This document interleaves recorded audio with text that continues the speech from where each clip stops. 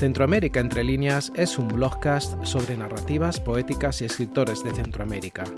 Bimensualmente abrimos las páginas de un libro de Costa Rica, El Salvador, Honduras, Guatemala o Nicaragua. El contexto social, económico y cultural de la región centroamericana se filtra entre las líneas de la narrativa de sus realidades. Y en Centroamérica entre líneas se convierte en una dinámica de construcción literaria, de búsqueda y descubrimiento, de la mano de autores y autoras del Istmo Centroamericano.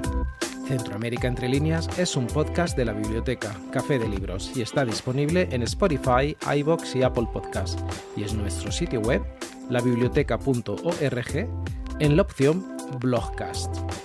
Gracias por acompañarnos en este transitar literario centroamericano.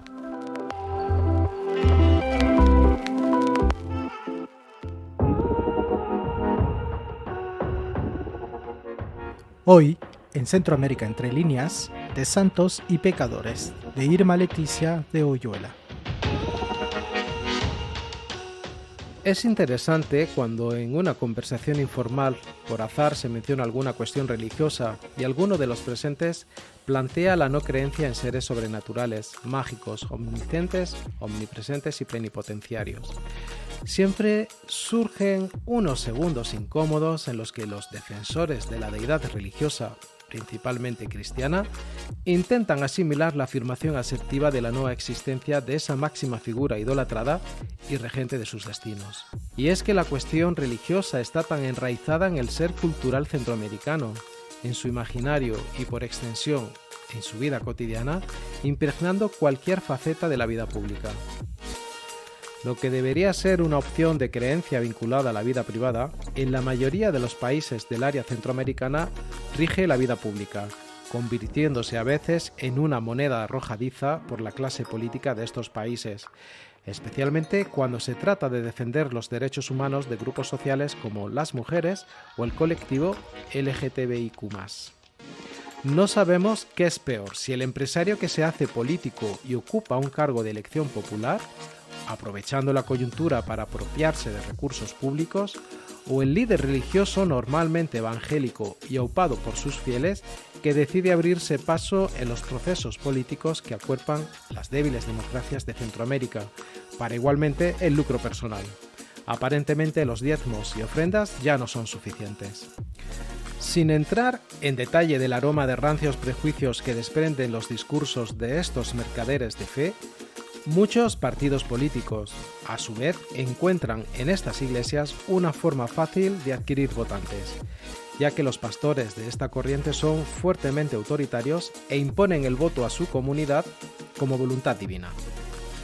La teología de la prosperidad, a veces denominada el Evangelio de la Prosperidad, Evangelio de la Salud y la Riqueza o el Evangelio del Éxito, es una creencia religiosa controvertida que sostiene que la bendición financiera y el bienestar físico son siempre la voluntad de Dios para ellos y que la fe, el discurso positivo y las donaciones a causas religiosas aumentarán la riqueza material de cada uno.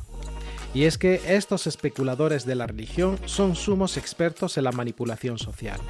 Casi siempre estas promesas y amenazas apelan al egoísmo, como cuando se profetiza un gran futuro de fama y éxito para personas inseguras.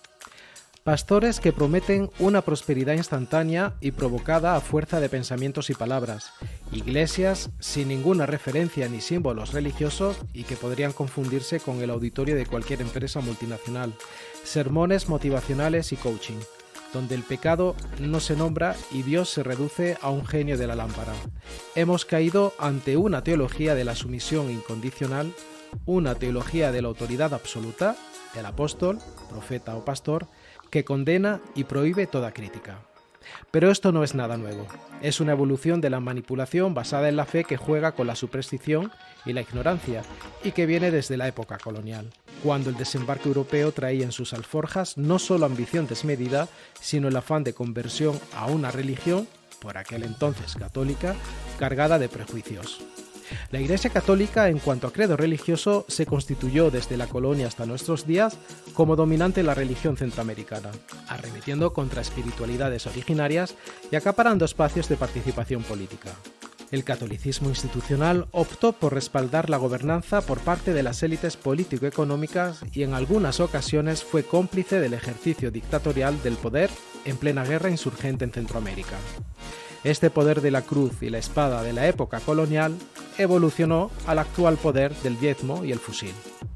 Y es que leyendo los relatos de santos y pecadores de la escritora hondureña Leticia de Oyuela, podemos comprender esa pesada losa que se arrastra en Centroamérica desde hace ya más de 500 años. De Santos y Pecadores, un aporte para la historia de las mentalidades 1546-1910, es un libro excepcional, que nos muestra el alma sobre la que se ha construido el contradictorio ser hondureño, y por extensión centroamericano, plagado de bondades y aciertos, de errores y pecados capitales. En 23 historias perfectamente ambientadas y literariamente narradas, para los interesados en enlazar los presentes relatos con la visión teológica del pasado, descubrirán que cuando nos sumergimos en la línea del tiempo, los pecados personales no constituyen los grandes conflictos. Subsisten de los acontecimientos únicamente aquellos que transgreden las formas de vida social que son producto de las estructuras creadas por el ser humano, normalmente a conveniencia de un grupo de poder elitista y excluyente.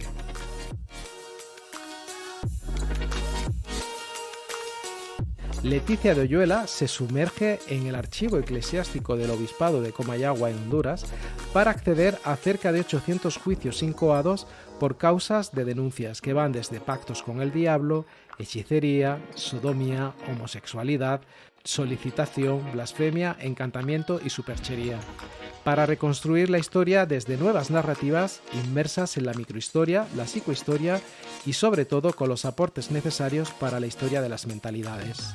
Estos juicios no nos ofertan visión alguna de la transgresión implícita en el tema del pecado. En realidad se trata de un conjunto de chismes y delaciones que no forman el sentido del pecado, visto como la transgresión de la palabra de Dios en el espacio de la religiosidad que la Iglesia, madre y maestra, hizo funcionar en el periodo colonial como una visión totalizadora del universo. Fueron sus instrumentos de manipulación de la época que le permitieron perpetuar su hegemonía, privilegios y presencia en todos los estamentos de la vida política y social, en este caso en Honduras. La investigadora hondureña estructuró el libro buscando ofrecer una especie de abanico narrativo que presenta un panorama de los pecadores, así como de vidas con visiones muy internalizadas de sus propias creencias, que va del momento formativo hispánico al periodo republicano, quedándose en la entrada del siglo XX.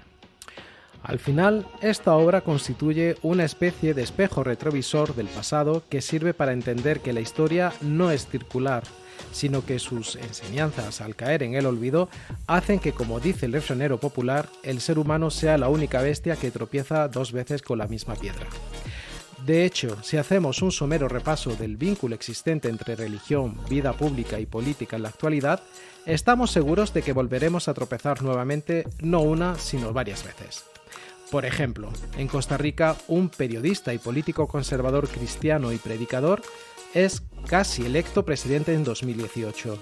En Nicaragua, la pareja presidencial Ortega Murillo se presenta como conversa y ha pasado del ateísmo y las violaciones de derechos humanos a la catequización y la piedad, acompañado de un crecimiento sostenido de la comunidad evangélica. En Honduras, único país de América Latina que celebra el Día de la Biblia, está abonando el terreno para la expansión de las iglesias evangélicas sin ningún mecanismo de rendición de cuentas. En Guatemala, los protestantismos ya son mayoría y controlan múltiples vectores del poder, cuyos pastores disfrutan de beneficios fiscales. Y en El Salvador, cuyo presidente se autodefine como laico e instrumento de Dios, con un gran respaldo popular, poco a poco va delineando su ruta hacia un gobierno vertical y unipersonal. En verdad, ante este panorama, todas las alarmas saltan ante el temor de una administración pública presa de la jerarquía religiosa y por unas estructuras espirituales atadas al poder presupuestal del Estado. Ya lo expresa el personaje don José María Lazo en el relato Una triste vida, en Santos y Pecadores, en la que dice que la religión debe practicarse como un acto que está dentro de una costumbre social. Es una evidencia del status quo y hay que respetarla por su misión moralizadora, pero una vez muerto lo único que uno deja es el capital que ha logrado formar. El creciente vínculo entre religión y poder político en Centroamérica no contribuye, al menos no se ha demostrado hasta el momento, a la transformación requerida en materias tales como ética social, productividad, talento humano y desarrollo económico. Y en los relatos de santos y pecadores nos llama la atención el titulado Dulces, conservas y frutas, en el que la investigadora plantea el origen de las pulperías. No son tiendas en las que se venden pulpos, sino que las pulperías hondureñas son unas pequeñas tiendas de barrio llamadas ahora de conveniencia o de proximidad y que en otros países de la región denominan misceláneas, mercaditos, trucha, mini super o bodeguita. En las pulperías actuales se puede encontrar artículos de primera necesidad, desde conservas, pan dulce, refrescos, leche, semillas, granos, es decir, cualquier producto de abarrotería o ultramarinos, y en las más surtidas hasta juguetes, ropa e incluso retirar dinero en efectivo. Las pulperías tienen su origen en torno al año 1795, año en el que la capital Tegucigalpa se advierte una galopante depauperización producto de las continuas crisis políticas y económicas. En ese año comienzan a surgir pequeños negocios ubicados en los zaguanes y portales de las casas coloniales más ilustres.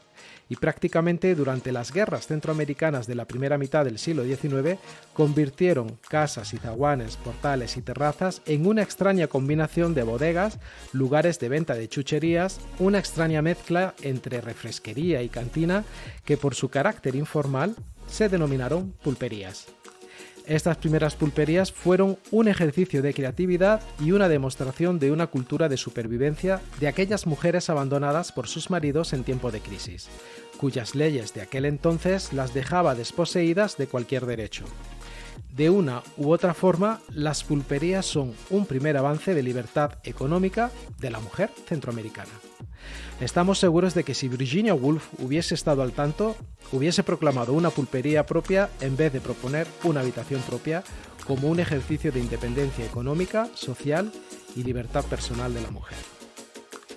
Leticia de Oyuela, historiadora, investigadora y escritora hondureña, cuenta en su haber con una abundante y valiosa bibliografía, cuyo denominador común es ese deseo permanente por desentrañar lo humano de la historia, por contribuir a construir desde nuestro microespacio esa historia de las mentalidades que tanta falta hace para entendernos y enfrentar el futuro con solvencia moral. Una moral que evoluciona o debería evolucionar con el tiempo y no quedarse anquilosada en valores obsoletos, promotores, a veces, de odio y exclusión.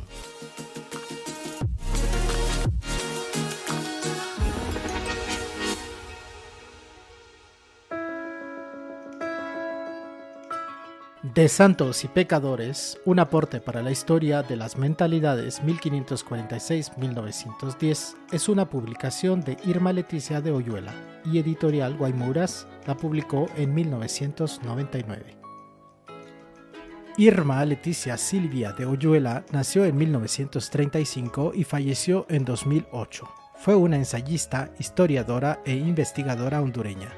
Su labor se orienta principalmente a la promoción de las lecturas de las artes plásticas hondureñas y al estudio sociológico de la mujer en su país. Fue miembro del Número de Geografía e Historia de Honduras y asociada al Instituto Hondureño de Antropología de su país.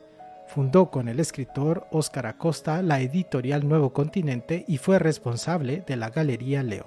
El 20 de agosto de 2002 ingresó a la Academia Hondureña de la Lengua. Sus trabajos principales son de historia. En varias de sus obras históricas mezcló el relato ajustado a los hechos con narraciones entre lo real y lo ficticio. Promotora cultural, ha contribuido a fundamentar el desarrollo histórico de las artes plásticas en Honduras y al estudio sociológico de la mujer hondureña. De su impresionante producción historiográfica, son muchas las obras que merecen ser mencionadas, siendo algunas de ellas Historia Mínima de Tegucigalpa, publicada en 1989, Fe, Riqueza y Poder, Antología Crítica de Documentos para la Historia de Honduras, publicada en 1992, Mujer, Familia y Sociedad, publicada en 1993, Un siglo en la Hacienda, publicada en 1994, El Naif en Honduras, publicada en 2007, y La Sin Remedio, Mujeres del Siglo XX, publicada en 2001. Cabe mencionar que esta última fue referenciada en el podcast de Emociones entre líneas, narrativa urbana inspiradora de lecturas. Entre los premios y reconocimientos recibidos mencionaremos el Premio de Estudios Históricos Rey Juan Carlos I y la Hoja de Laurel de Oro otorgada por la Secretaría de Cultura, Artes y Deportes de Honduras en 2002. En 2007 fue reconocida con el doctorado honoris causa en Humanidades por la Universidad Nacional Autónoma de Honduras. La Asociación Mujeres en las Artes lleva su nombre. Esta organización civil privilegia la apertura de espacios alternativos en el campo de la investigación, capacitación e intercambios, fomentando el acceso al arte y la cultura como parte del desarrollo integral de la sociedad en Honduras. Ahora sí, finalizamos esta travesía de libros y lecturas inspiradas en el diverso e indómito imaginario de Centroamérica. Por cierto, en nuestro boletín informativo incluimos parte de los textos narrados, las fuentes consultadas y otras novedades sobre los podcasts de Centroamérica entre líneas y Emociones entre líneas. Si desea recibirlo por correo electrónico, le invitamos a que se suscriba a nuestro sitio web, labiblioteca.org, en la opción Un podcast de libros. Gracias por acompañarnos en este transitar literario centroamericano. Nos volvemos a encontrar en 2 semanas, aquí, en Centroamérica entre líneas, el blogcast de la biblioteca Café de Libros.